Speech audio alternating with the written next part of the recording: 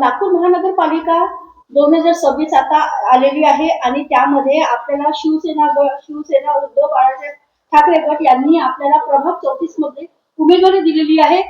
ताई, आपण काय सांगाल, कसे तुम्ही बाळासाहेब ठाकरेचे आभार मानाल? नमस्कार, मी सवर्पणा सुनील माणेकर. खरंच उद्धव बाळासाहेब ठाकरे, उबाठा, शिवसेना या गटाचे जितके आभार मानाव तितके कमीच आहेत. कारण आम्ही आजपर्यंत कार्य हे भारतीय जनता पार्टी ह्या पक्षात केलं होतं, पण जेव्हा पक्षाने आम्हाला न्याय द्यायची वेळ आली तेव्हा तसं झालं नाही आणि प्रयत्न असे झाले की कुठूनच न्याय मिळू नये. पण शेवटी बघणारं गजानन माऊली आहे, त्यांनी आम्हाला उबाठा ह्या गटाची अगदी शेवटल्या क्षणाला उमेदवारी मिळाली आणि मी आणि माझे मिस्टर सुनील माणेकर आम्ही दोघांनीही उमेदवारी अर्ज केला आणि शंकरदादा थूल असं आम्ही तिघांचं पॅनल बनवलं आणि उबाठा मधनं आता आम्ही 3 उमेदवार दक्षिण नागपूर प्रभाग क्रमांक 34 मधनं लढतोय.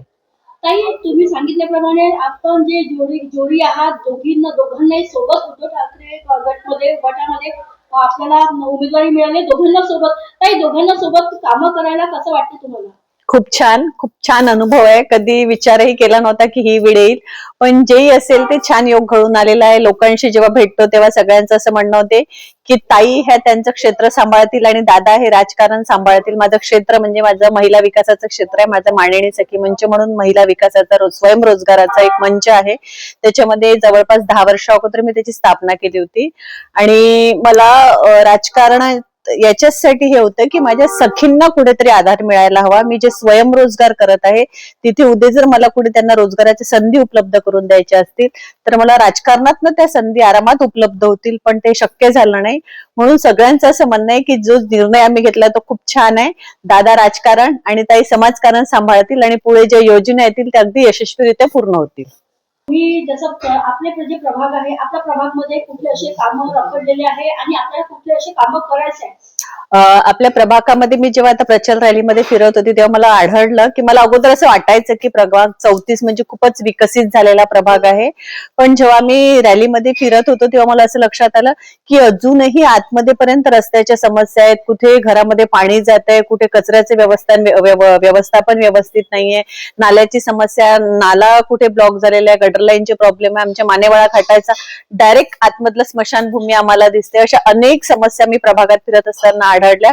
कुठे जनतेचा रोषही दिसून आला की तुम्ही आता इलेक्शन आले तर हात जोडून आमच्यापर्यंत येता, मग इलेक्शन झालं की निघून जाता.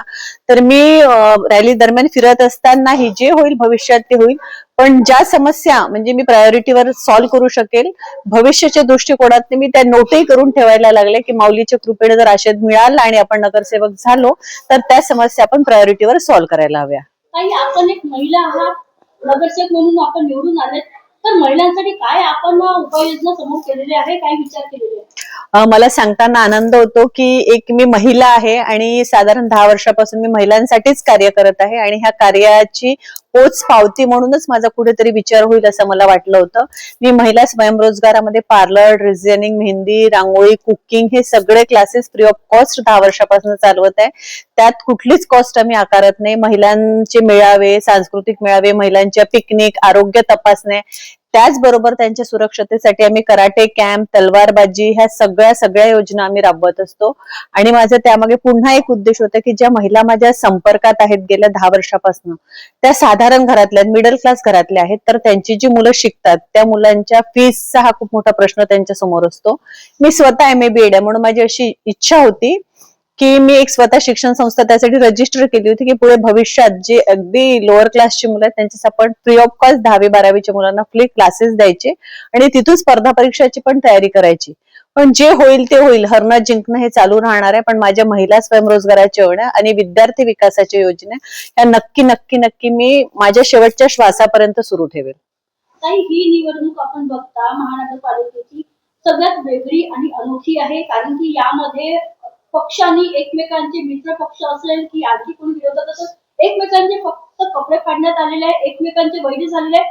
फक्त सीटसाठी तुमची प्रतिक्रिया काय असेल यावर? बघा, पक्षातनं अपक्ष तेव्हाच तयार होतो जेव्हा पक्ष त्या कार्यकर्त्याला न्याय देऊ शकत नाही. मला असं वाटतं की जेव्हा पक्षातल्या निवडणुका येतात तेव्हा कार्यकर्त्यांचा विचार न होता एक कुठला तरी भलतीकडचा कार्यकर्ता येतो आणि त्याला न्याय दिला जातो. सकाळी पक्षात आलेला कार्यकर्ता हा एकनिष्ठ कसा, ज्याने पक्षाला वेळच दिला नाही, पक्ष उभाच केला नाही, त्याने पक्षाला काहीच केलं नाही आणि पक्ष हा फक्त कार्यकर्त्यांच्याच भरोश्यावर मोठा होत असतो. पण जेव्हा त्या कार्यकर्त्यांना वेळ द्यायचे प्रश्न येतो किंवा न्याय द्यायचे वेळ येते तेव्हा हे सगळे प्रकार घडून येतात. पण मला ह्या सगळ्या प्रकारात पडायचंही नव्हतं आणि कपडे फाडणं हे ते आमची लेवलच नव्हती कधी. आम्ही प्रेमाने आणि याच्यानेच पक्षाला न्याय मागितला होता आणि सन्मानपूर्वक जर तो मिळाला असता तर आम्ही तिथेही थांबलो असतो. पण जो काळ, जो वेळ आणि जे कटकारस्थान करण्यात आले त्यात मला असं वाटलं की एखाद्या कार्यकर्त्यांनी त्यासाठी जर थोडासा स्वतःचा विचार करून आवाज उठवला तर बाकी कार्यकर्त्यांना सुद्धा त्याचा बेनिफिट होईल पुढे. ताई, आपण आपल्या या निवडणुकीच्या अनुषंगाने आपण आपल्या प्रभागाच्या जनतेला काय एक आव्हान कराल, काय एक संदेश द्याल? मी माझ्या प्रभाग 34च्या सगळ्या जनतेला हेच आवाहन करील की ही नगरसेवकाची निवडणूक आहे. यामध्ये जोही निवडून येईल तो तुम्ही पक्ष न पाहता मनुष्य पहा, कारण हा तुमच्या नगराचा विकास करायला आलेला असतो आणि तुमचा नगराचा विकास जेव्हाच होईल जेव्हा नगरसेवक तुमच्यातला असेल. वेळ येते तेव्हा तुम्हाला नगरसेवकच कुठला आहे हे माहिती नसतं आणि खूपदा हेही सांगितलं जातं की इथे जर सरकार बदलली तर तुमच्या वरून ज्या योजना येणार आहेत त्या बंद होतील, पण असं काहीही नाहीये.